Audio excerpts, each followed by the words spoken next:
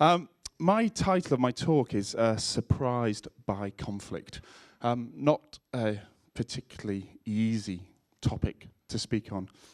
Similar to Tim, I stood and asked the question to God about 6 weeks ago and got nothing.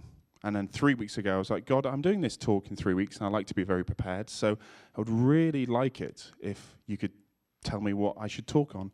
And I just got that word, conflict. For me, game changers are those people that can navigate relational conflict. If we can't navigate relational conflict, then it will continue to be an anchor for us in reaching what God is calling us to do. Dealing with conflict is an absolute core skill and challenge for all leaders who want to make a difference in the world. We all know this, but how many of us just get surprised by conflict all the time?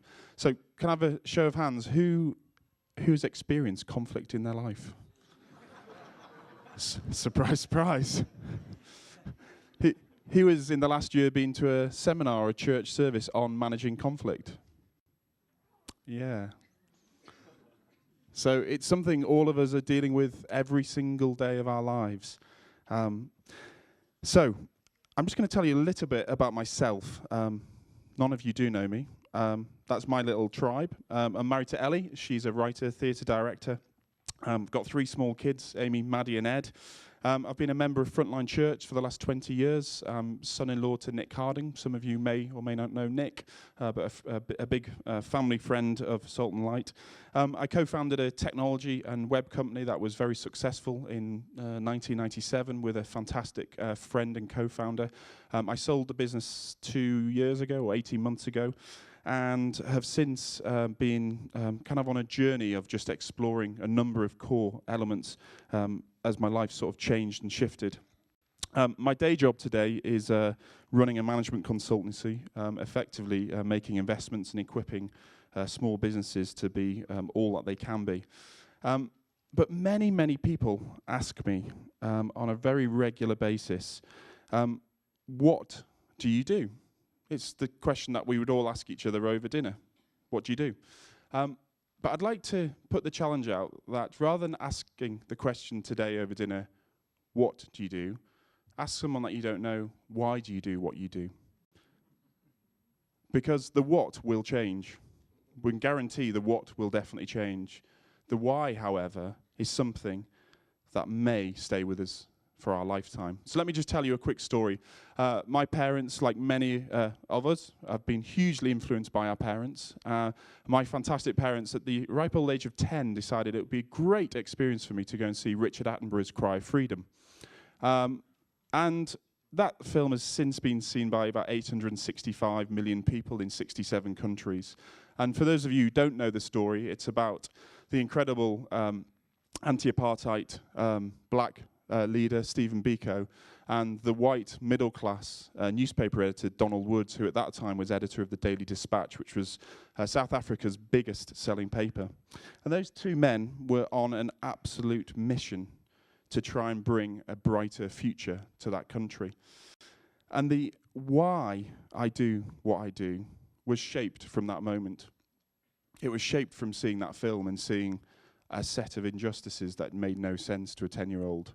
To see that child get sent a T-shirt in a lovely white middle-class home with a pool and then find their body filled with scars, and to see men and women and families taking risk. And for me, my world operates in these 3 sort of areas. Justice, so a life verse for me is Deuteronomy 10:18 about the widows, the fatherless, and the immigrants. Influencing influencers, either through business or within local councils or governments, and equipping leaders. So the what that looks like, very briefly, and then we'll get into the meat of the subject, is I have the privilege of co-founding a charity called Be1%. You probably all got a little card on your seats. We're a really simple model. It was founded by myself and co-founder Paul Weller's drummer.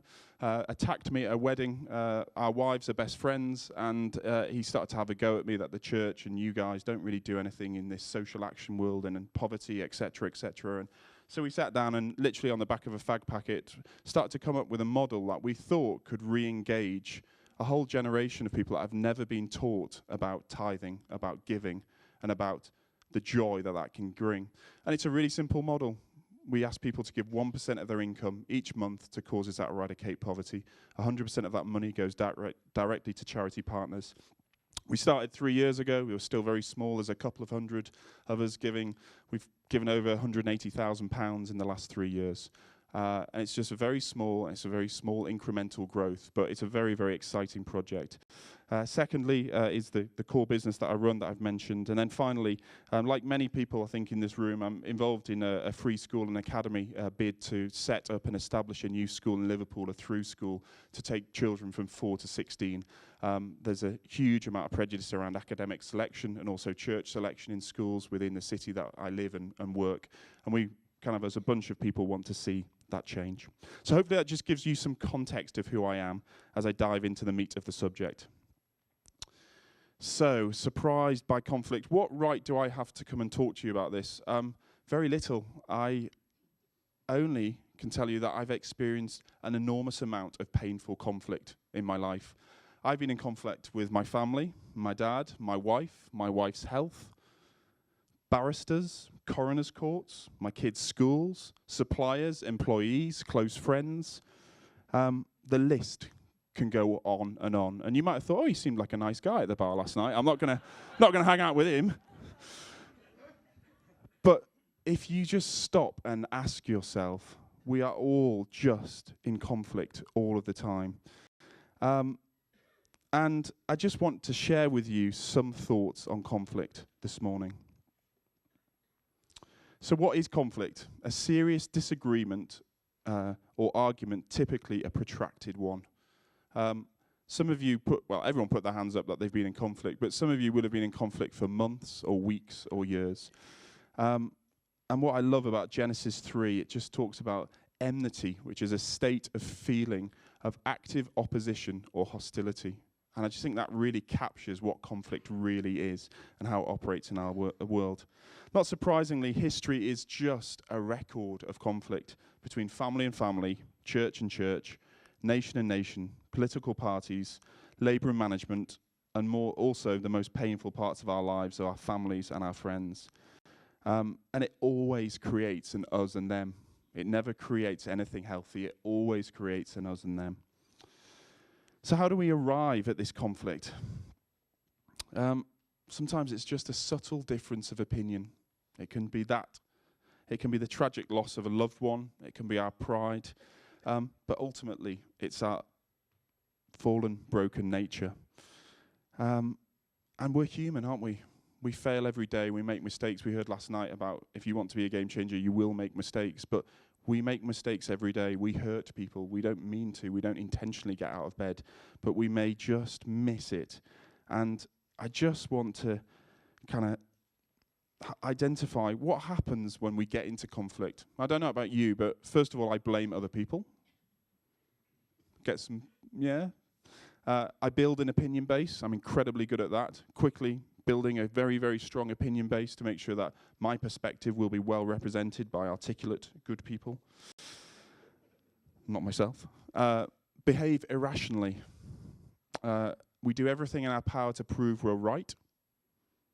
We waste an enormous amount of energy, and we always, it leads to breakdown in relationships, physical and mental breakdown, and a whole heap of pain. Conflict is around us, ladies and gentlemen. It exists. And if only we could just grab hold of some of the truth that God has taught us in this area of how we should navigate relational conflict.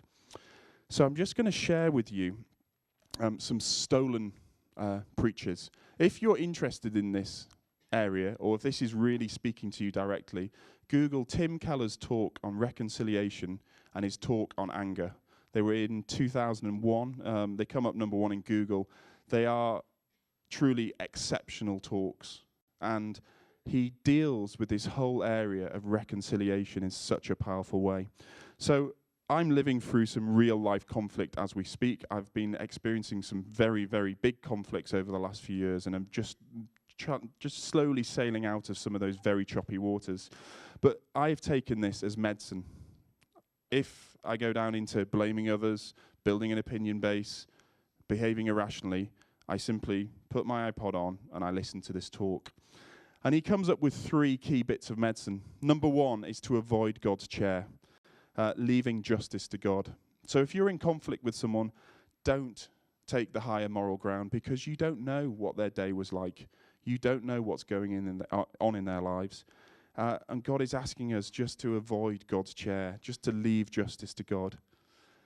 Secondly, is to take God's view. I love this one. Seeing God's hand in man's malice. If only we could see that, about what is God doing in my life and my heart through this conflict. Trying to take that bird's eye view to understand, God, what are you saying to us? What are you saying to me as an individual? What will happen if I just see this in a different context? And then finally, to image God's love, repaying enmity with affection and compassions to wrongs. I don't know who just said it, but one of our previous speakers just mentioned, just sometimes when you are in conflict, all you can do is pray. I see a counselor on a regular basis, and he's an old Jesuit priest who kind of came out of that order, and I see him probably a couple of times a month, and I was just chatting something through with him a few weeks ago, and he was just, Matt, there's nothing you can do. There's nothing you can do but pray. And I think it was Tim, just when you start praying for people, then your heart changes and you stop taking God's chair and pretending you're the judge, and suddenly stuff starts to shift. Just imagine if we were teaching those principles in our schools, in our universities, in our churches on a regular basis. How much more healed would we be? In our brokenness, we're just seeking God's touch, aren't we, to heal us in the deepest pains of our life. So let's look at some examples. So it's a beautiful picture, isn't it? There's a Dome of the Rock. Who's been to Jerusalem? Yeah, quite a few people. I never really understood the world until I went to Jerusalem, and I wandered around as a 19-year-old, and suddenly it all clicked into place. I understood conflict, the way the city is built around quarters, and division is just built so rife. You can walk 2 minutes in one direction and meet a completely different world and different set of values. But I'd just like to kind of share some thoughts. Just imagine with me for a minute, in 1947, when the slither of land called Palestine, rather than it was just being created as a separate state, the people that were looking at that problem said, what an amazing opportunity. We have a privilege of 2 shared religions and cultures. How could we live together? We desperately need a framework that will transform us and those whose claims on resources and territory and truth are irreconcilable with ours. What can we invent that will take us from an entrenched posture of hostility to one of enthusiasm and deep regard? I just love that. What can we invent that will take us from an entrenched posture of hostility to one of enthusiasm and deep regard? So I'm just going to take us through very quickly, because I'm running out of time. Rather than saying I and my view, we just flip things into we. So there's a marriage in crisis, for example. He says to his wife, get that man out of your life or I will leave this marriage. That's the perspective, the I. It's just created a divide immediately. Where the we approach could be, he says, I'm really miserable with this situation. I believe you are too. I'm really angry. I don't know what to do. And I love you. What do we want to happen here? What's best for us? What's best for us as churches? What's best for us as families? What's best for our in-laws? What's best? We are dancing this world together. We are intrinsically linked, whether we like it or not. We are in this together. We are partners in this. And I had a fantastic, I'm very fortunate to be mentored by an 80-year-old guy. He trained as a barrister and then ran a number of very successful businesses. And I was whinging onto him about some relational conflict once. And he kind of just looked at me and just said, but by the grace of God, Matt. And he was just like, just wind your neck in, young man, and just stop and think. And it was just, it's one of those moments in time that lives with you for eternity. But it's only in the recognition of our brokenness that we're able to receive grace. And it's only grace that changes anything.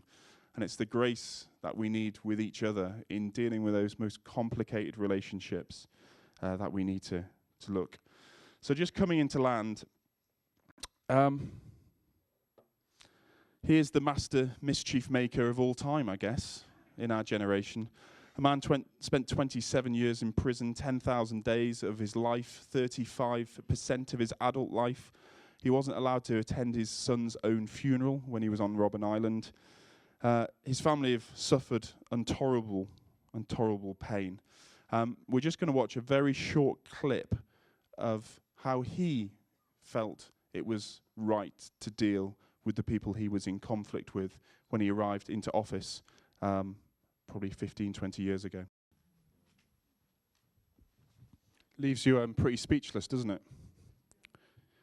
What was his response? First of all, it was to cause mischief.